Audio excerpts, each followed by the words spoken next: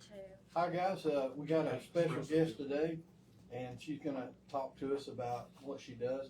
So she came in our office probably about 3 months ago, saying I'm starting a brand new business, and we talked about partnering up through our sponsorship, and she said, well, I'm really interested, but I'm brand new and I've put a lot of money into this business. But so I said, well, explain to me what you do, and so it's a whole lot different from anything that I have ever had a conversation with folks about. So the other day, Paige asked me about an elderly lady she was dealing with.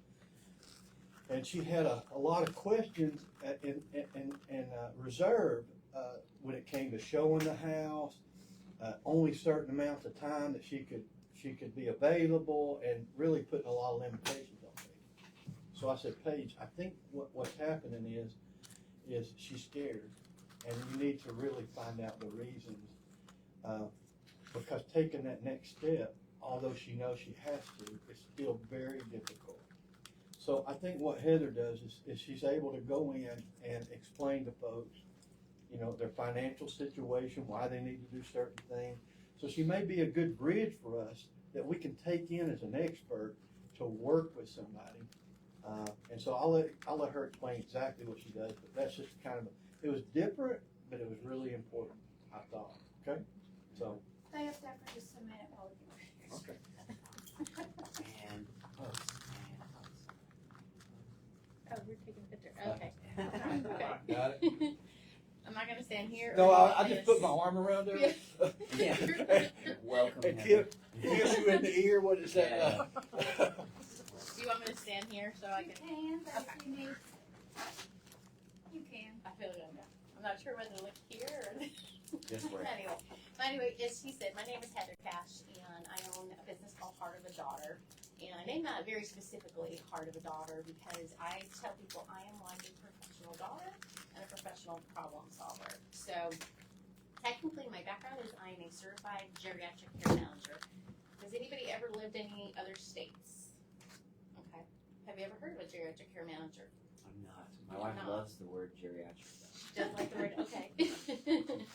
Well, a geriatric care manager started back in the 80s. So I'm a sandwich generation person. So anybody else a sandwich generation person?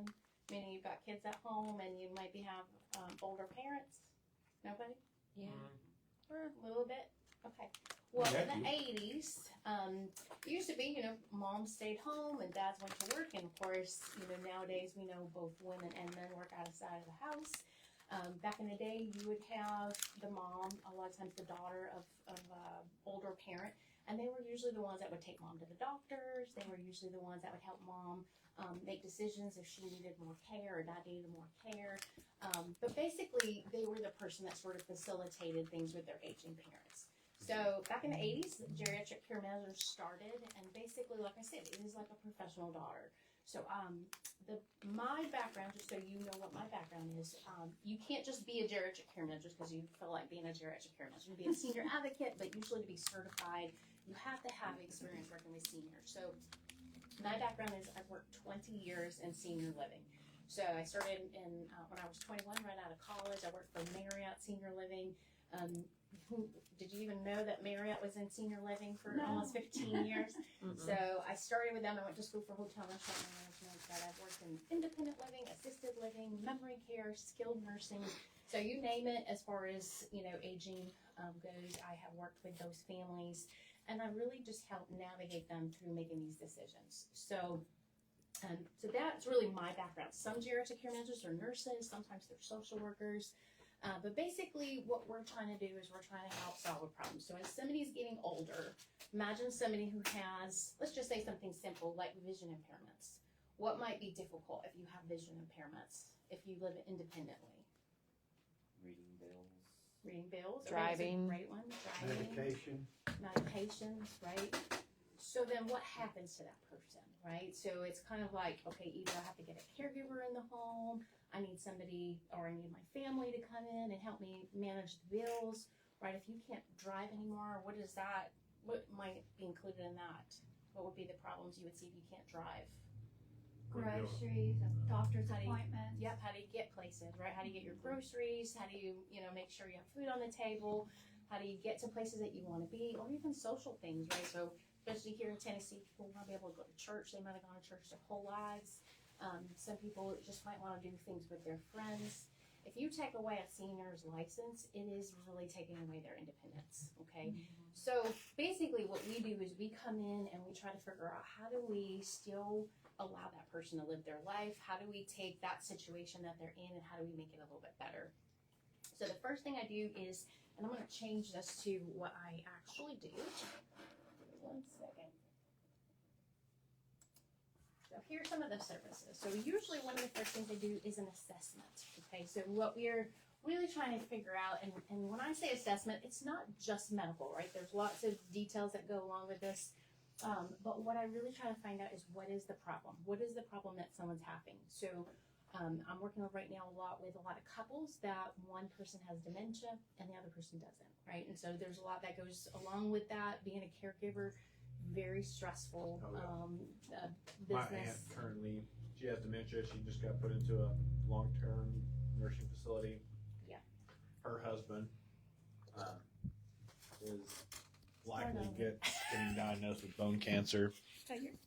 So eventually, or all I said was my aunt currently has dementia and her husband dealing with bone cancer. She just got put into a nursing facility, and it's just difficult watching him try to struggle to still care for her and things like that. So. And statistically, the sad thing is, if you really look at statistics on caregivers, a lot of times they die before the spouse, right? Yes. And then what happens after that? Then it's a really big problem, right? Yeah. So now you've got someone who needs a lot of support, Yep. and the one main person that was giving them all that support is not there That's anymore. And my that's other challenging. aunt. Her husband did everything in the world for her, like kind of negative for her because now she can't take care of herself. She doesn't drive, never has a license, can't cook.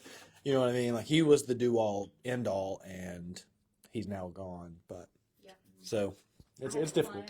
I have a client right now, and her husband always handled all the finances. So she had two different financial planners. They had long-term care insurance. She's got all these bills coming in, and she's just overwhelmed because she never had to do that. He took care of all that Yeah. stuff, and so now it's like, how do I pick up where my husband left off if he's never done that kind of thing before? So basically, after that assessment, we look at the medical side of things. We look at the big picture, right? So maybe somebody lives in their own home. This is where you guys might come in. Maybe their home is just not safe anymore. So I was just telling Karen, I have my 85-year-old father-in-law that lives with me, and he's on a room on the second floor. He can walk fine now, but he's getting stiffer. There's things changing, and so we're actually building a first floor, a bedroom actually to our house right now. It's just so that he doesn't have to do the stairs. So sometimes you have to look at what are some modifications that have to be made in the house, and is that even feasible, right? So after we do the assessment and evaluations, we basically give them a care plan. So again, this is where this is a partnership. So everything that I do, a lot of it is just referrals, right? So sometimes it might be, okay, maybe they wanted to stay home, but maybe the finances weren't there. So with my grandmother, I had already had her in assisted living. She had her home that her parents had in 1948. When I came into the picture, she had about $80,000 left. She was paying about $5,600 every month to live in the assisted living, and then she was paying all the bills and the taxes in her home. So you can imagine her like bank account was draining. And so when I got involved, it was, yes, she wants to stay home. She wanted to go back to being home, but she really shouldn't ever go back home.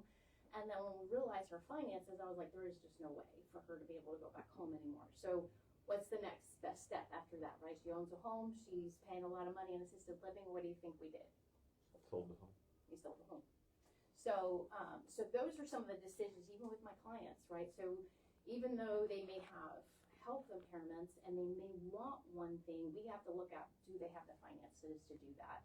So we do what's called a psychosocial assessment. Not a lot of that is just collecting all the data, right? So it's, do they have powers of attorney in place? That's a big one. Do you guys ever come across people who just don't have those, and maybe they're not really the person that is easy for you to deal with? And of course, if they had a loved one that was their power of attorney, it would make things go a little bit more smoothly. So that's a big piece, especially if you've got one aging parent. A lot of times what they'll do is they'll put their spouse as their other power of attorney. Now that person's got dementia, they can't be their power of attorney anymore. So I do what's called advanced directive review, so we just try to make sure and see if they have their documents where they need to be, and if not, we try to make sure that they are. Okay, so then I would refer them to an elder law attorney. In the event of them not being able to stay at their home because financially it's not feasible, then I would be, or their family would be the person that would be hiring a realtor. So sometimes, again, it might be they don't have local family. I just talked to a gentleman last night. He's in Texas. His mom right now ended up in a rehab center. His dad passed away a year ago. He is going to be moving her to an assisted living over in Texas. So I told him, I gave him some resources to get some things in place, some elder law attorneys, estate planning attorneys. But the next big thing is, how do I get mom and her home sold? How do I figure out all the financial pieces of it? And how do I get her now over to Texas? So again, that's where I would come in and I would be able to help with some of those things.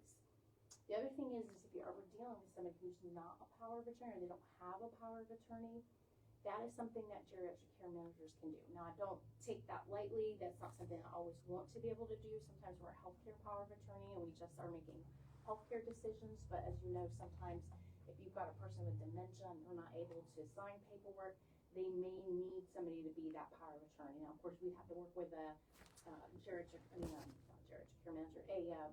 elder law attorney to be able to do that, or we'd have to work with an estate planning attorney to do that. And of course, there are some other things we'd have to work behind the scenes to iron out.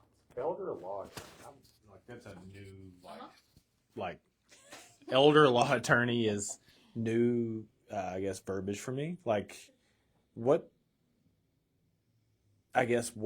do elder law attorneys like? Is it just this situation where it's just like the elderly that need assistance? I don't like them. And how do you find one? Yeah, I guess that would be my, because I don't know, like, are they prevalent around here? Can you find? I didn't. You're a think so. brave guy, because I was thinking, I don't want to be a dumb guy and go, what is that? There's really only two different groups right now that I know of in our area. Okay. Now, of course, in different parts of the country, they're more prevalent. So in Florida, tons of elder law attorneys. Because you've got a lot of seniors. Oh, okay. And so we do have an aging population here. Of course, there's a lot of seniors that live here now. So you're starting to see some of the trends going towards elder law attorneys. But sometimes it could be Medicaid planning. A lot of it is, again, kind of dealing with those powers of attorney situations. Can be some elder abuse. That's kind of what I was thinking. So anything that has to do specifically with seniors is kind of what they're going to specialize in. Okay. So, But you can estate refer anybody here to a lawyer. Yes. Okay. So this can't just be like a normal attorney. They wouldn't be able to handle. Sometimes estate planning attorneys Yeah. and elder law attorneys kind of do some similarities in what they do. But an estate planning attorney might work with people of all ages, where an elder law attorney is going to specialize with their seniors and Cool. the geriatric parts. And like I said, it might be elder abuse. It might be, again, maybe you've got somebody in question that has some cognitive issues, and they're trying to make some changes to wills or to powers of attorney. So those are all big decisions, but usually an elder law attorney will specialize in that. Gotcha. So there's Todd Home in our area. Okay. Works pretty closely with him so far. There's also a group called the Elder Law Group, and they are in Johnson City as well, and they have several attorneys, but they're also out in Knoxville. So those are the two that I know of right now. There could be more, but you'll see a lot more estate planning attorneys in this area. So the other thing, again, where we can work together is somebody was mentioning someone who's in their own home and where are they going to go next, right? So sometimes it might be, maybe they just need to downsize. Maybe they just need a one-story home, or maybe they want something simpler to take care of. They don't want a big yard, or they're on a big property. But some people, it might be, and I always try to figure out, are they social or are they not social, right? So if somebody's social, they stop driving, now all of a sudden they're isolated, okay? And isolation is one of the sure predictors that you're gonna have a shorter lifespan, okay? That's one of the main things if you don't have good connections. So sometimes some of those people might do great in independent living. Some of them maybe need a little bit more care. They might need assisted living. And that's kind of where I can help navigate that person. Or somebody's got some more significant dementia, they might need what's called a memory care. And then of course there's skilled nursing. So sometimes, there may be some more specific skilled nursing needs. Not everybody nowadays ends up in a nursing home. It used to be that was kind of where everybody ended up. Nowadays, unless you have a real skilled need or you run out of money, not everybody really needs to be in a skilled nursing facility anymore.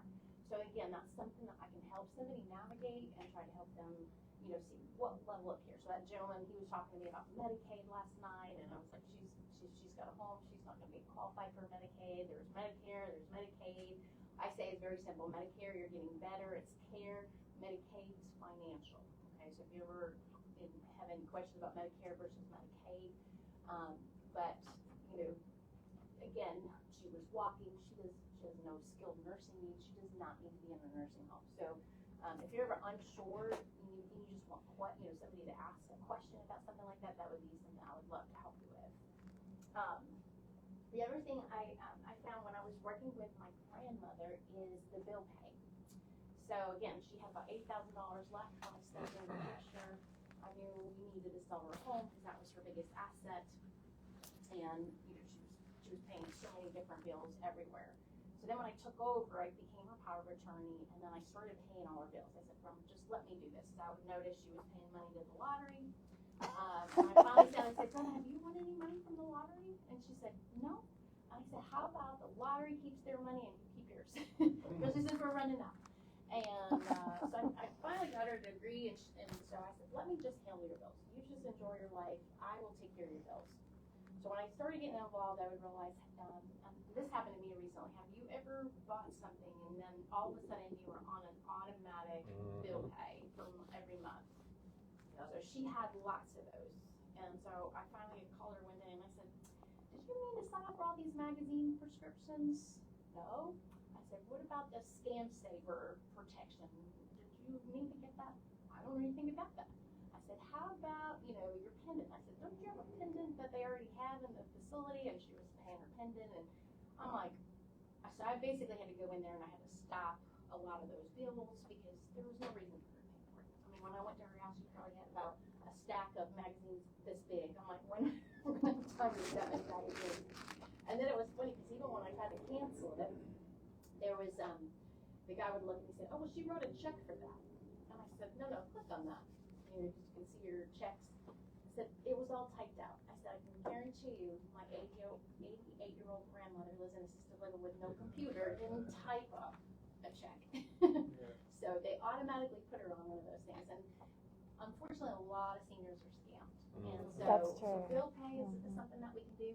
Now, typically, if they're alert, I'm just going to help them. We're going to look through their mail and say, nope, that's junk. And there's a lot of mail nowadays. It looks like it's a bill, and you'll kind of read it, and you'll go, that's definitely not a bill, right? You don't need that insurance. You don't need this. This is just something that they're kind of scamming on, but it'll look like an actual bill. So I can help go through their mail. I can make sure that they're paying the right bills. The other thing we do is we take them to doctor's appointments. But when I take them to a doctor's appointment, I'm not taking them just and dropping them off. I am taking them, and I'm going to be their advocate. So I recently was working with another client. She had some decisions to make about a very major heart surgery. And there wasn't even anybody here that could do that surgery. So I went with her to several of her doctor's appointments beforehand.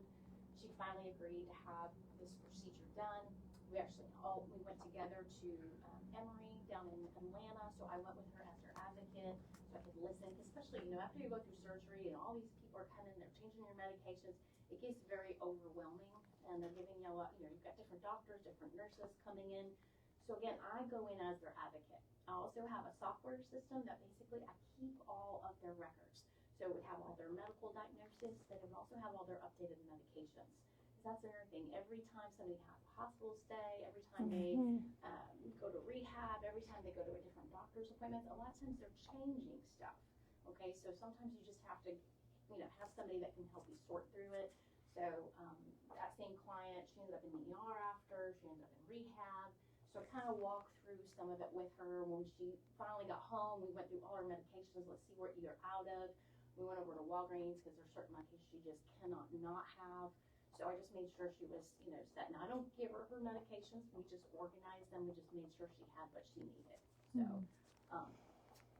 the other thing is just, we do, again, crisis intervention. So crisis would be let's say you've got a senior that just lives alone and maybe they end up in the ER or they have something kind of more serious going on, they don't know what's happening.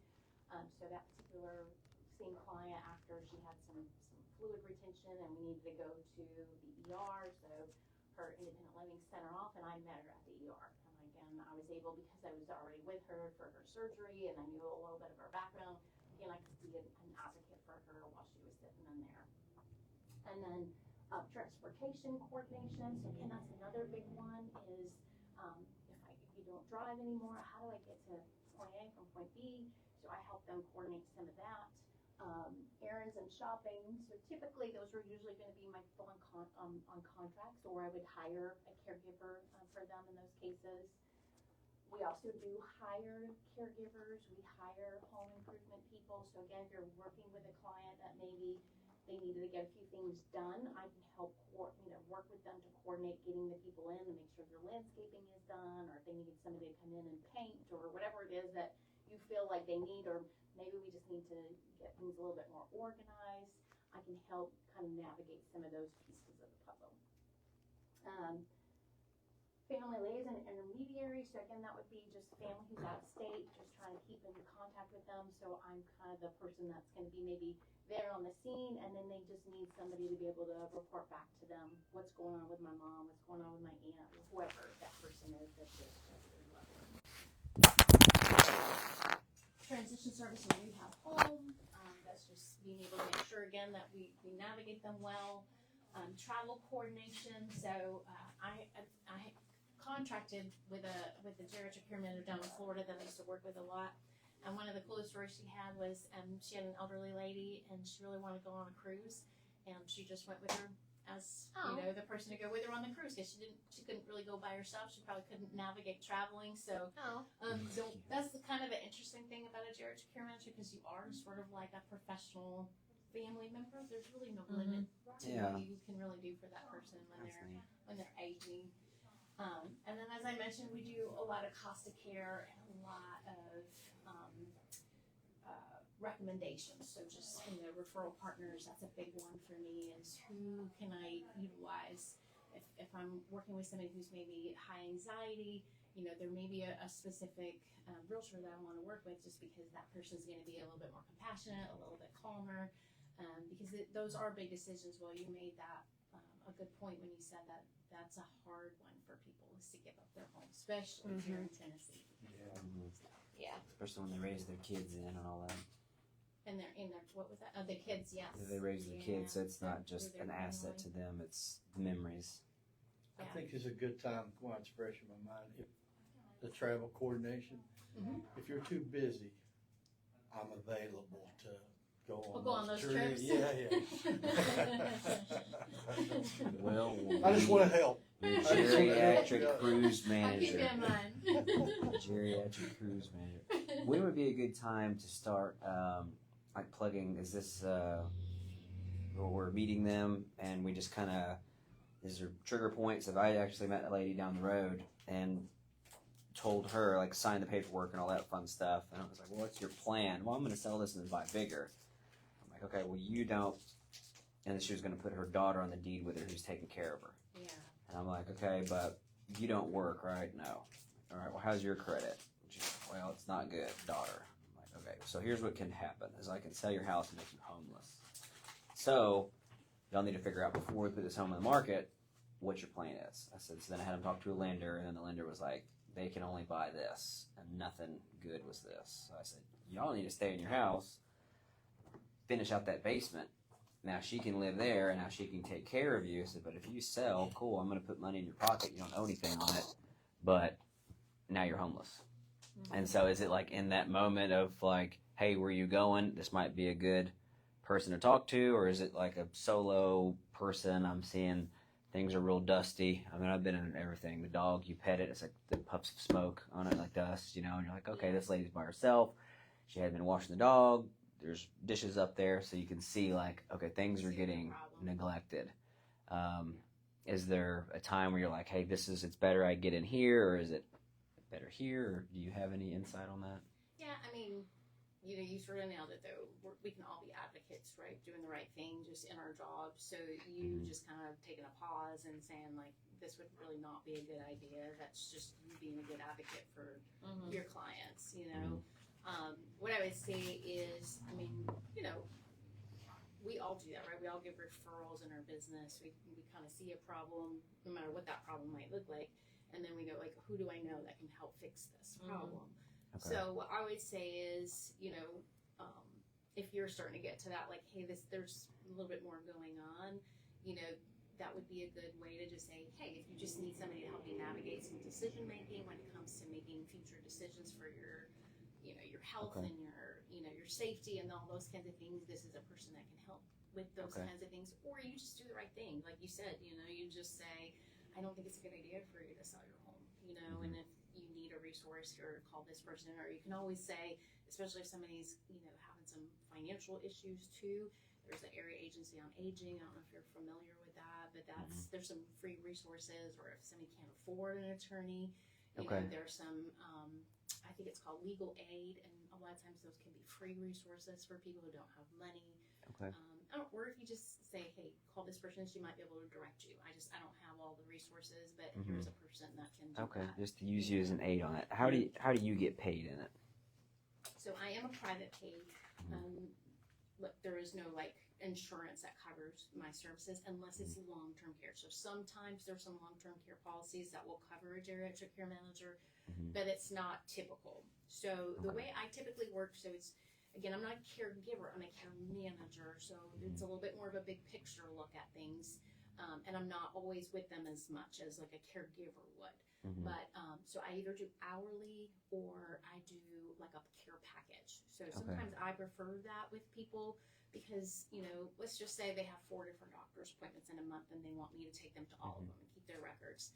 Sometimes that doctor's appointment could be 1 hour and sometimes it could be 3 because it's just, you know, takes forever because you're waiting, or they might be sending you over here to get an x-ray or whatever.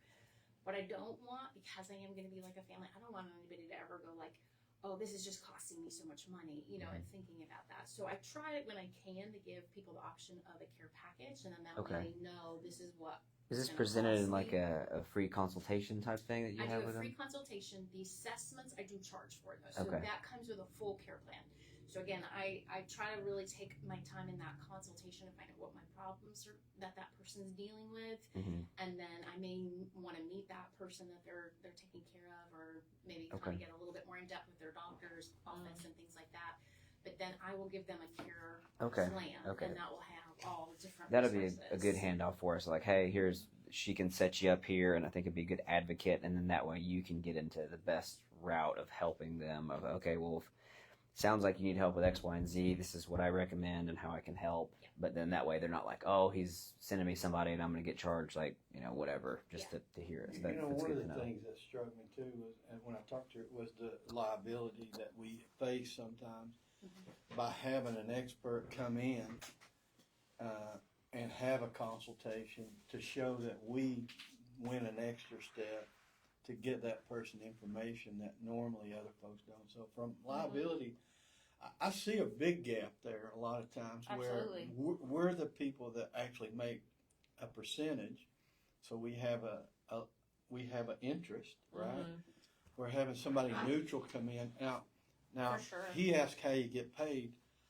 Me personally, you know, if I'm about to take a listing on and I feel like there's some kind of problem, I would rather say, okay, I think I'm going to pay you X and work with her and come up with a number where she can come in and be a person that can give a little bit of advice, or at least have her whatever her fee is taken out of closing, where she can come in and be an advocate for that person. You know, because they may not have no money up front, but we're about to sell our house, and if I've ever seen a service that I think that I've never heard of that actually people need, and realtors. Absolutely. I don't think I've ever heard of one. And she said, it's new to this area, but they're all over. Yeah, but they're all over. And I'm like, really? I can't imagine why this isn't here already. Yeah. Makes sense. Yeah. Yeah, I think that would give them a bigger picture and feel more calm about like, oh, But instead of the person that is making money off of Yeah, them. Like yeah. that's Yeah. and 'Cause like, you- hey, this is what I do for a living, and this is like Right, what I kinda. see daily, and this is how we care for people. So, in your best interest, it is best that you sell or maybe don't sell. Right. Where I felt nervous with this is normally when I'm meeting folks and like mom's there, but she's older, and then I'm talking to the daughter, Yeah. and then the husband, and then you're like, okay, like what's going? And I don't know what is happening here. But they're like, well, we're selling mom's house, and then mom's like, I don't want to leave, and they're like, well, mom, you need the money, and then they're here, and you're kind of like, I don't know, would that be a good time to interject as well? I mean, I guess Yeah. they could do the same thing to you of like, no thanks, we got it. Yeah, and it's funny because there's a lot of elder abuse, and I hate to say this, but sometimes it's more likely their kids. I've seen that with Or kids a close, lot here. absolutely. Neighbors, like I have seen it where somebody signed their house over to their neighbors. They didn't have any money, and they said, "Well, as long as you take care of me," they signed that house over, and sure enough, they took their house. I've you gone to know, listing and- appointments where they didn't even know they did that. I was like, this is quit claim deeded over to someone I else. And just they're had like, a similar what? situation. It's really our Mhm. obligation. If you Well, see I something wasn't that gonna be a seems client. very fishy, it's better to Very be much. safe than sorry in some of those. Okay. The other thing I would tell you to do is, what I try to do, especially with them when I'm with a senior, is include them as much as you can when you can, Mhm. because it is tough. Like they were the parent in their, in their home, and all of a sudden their kids sometimes become like the Guardian, parent. yeah. And it's a balance, right? Because sometimes the kids do have their best interests at heart and they want good things for their mom or dad and they aren't making good decisions. And I see that a lot. When you've got early stage dementia, it's the judgment that's impacted. And so sometimes the family means well and they want, but you have to figure out how to make sure that that person's not just overlooked in the picture. And so, again, my person is really obviously going to be the senior, and then their kids are my support. And so it's nice when you can have a good relationship where everybody's working together, but if you're ever unsure, I would say make sure to reach out to somebody, because even powers of attorney, you gotta be really careful. So I say that very lightly, like if I can become someone's power of attorney as their advocate more so than their financial person, I would much rather prefer that, because if you've got two people working in someone's best interest, it's always better than just one person. Because I have seen it where, they put their kid as their durable power of attorney or somebody else in their family, and they literally can act as though that they are them. They can sell that house if they just choose to, even if that person doesn't want to. They can take all the money out of their bank, and it's dangerous. So if you're ever dealing with somebody who's not sure, tell them to really take a minute, talk to somebody, get the area aged on aging, or if you're really concerned about something, Adult Protective Services is a good resource. But sometimes those are really big things, and if you lose your nest egg, which is your home that somebody paid for all their years, and somebody's careless with that can become a real big problem, and that person ends up in a nursing home where they really don't belong sometimes. Yeah. That works well too. My wife's grandparents are living close by now, and she's been diagnosed with cancer, and it's been affecting her mind. I think she has like dementia, and he's older, and so now he's really struggling to take care of her, and she's already fallen.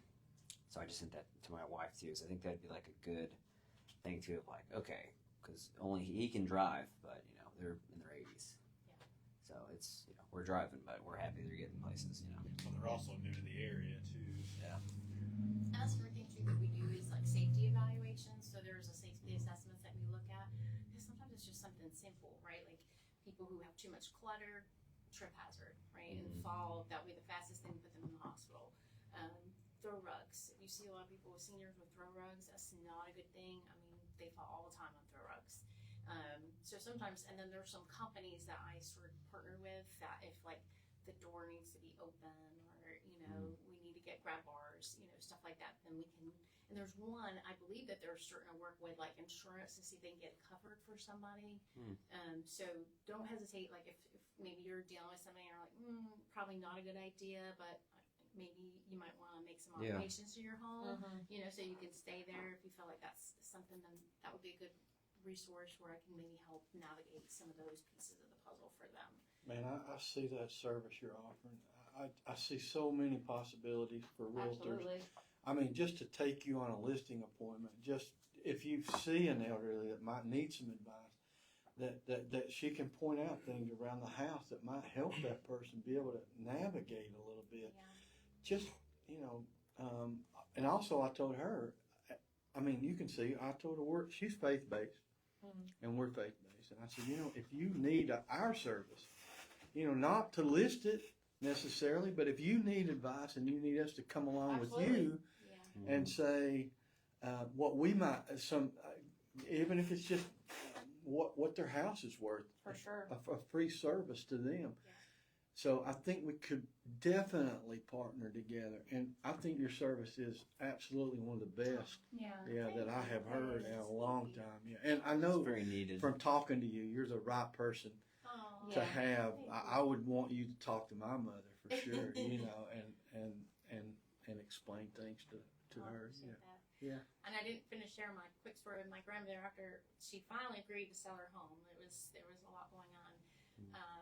She thought, and this happens a lot too, is people like they might have a secondary house or another, maybe another piece of I don't know how you'd say it, like a villa next to their house or a compound or something where.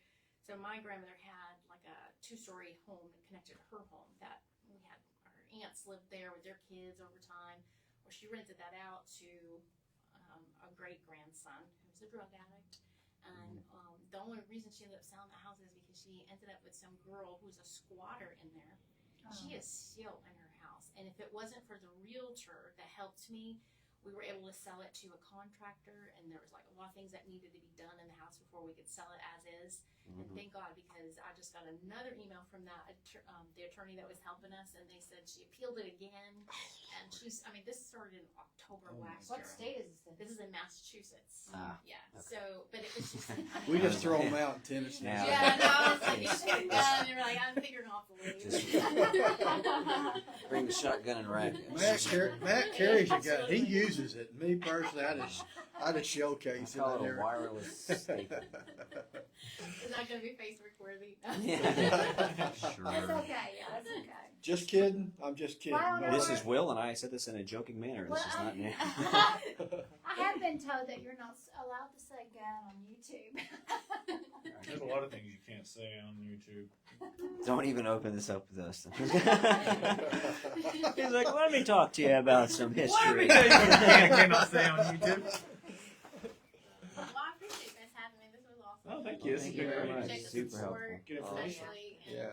I've never owned my own business before, so this is a big step. As I mentioned, I worked for Avalon and Dominion Senior Living, 20 years, getting a paycheck from another company. So this is the first time I'm kind of branching out on my own, but very exciting, and I look forward to it. Well, much Well, we wish success you to the you. best. Thank Yeah, we you. do wish you the best. Thank you for being here. All right. It does make it more scary.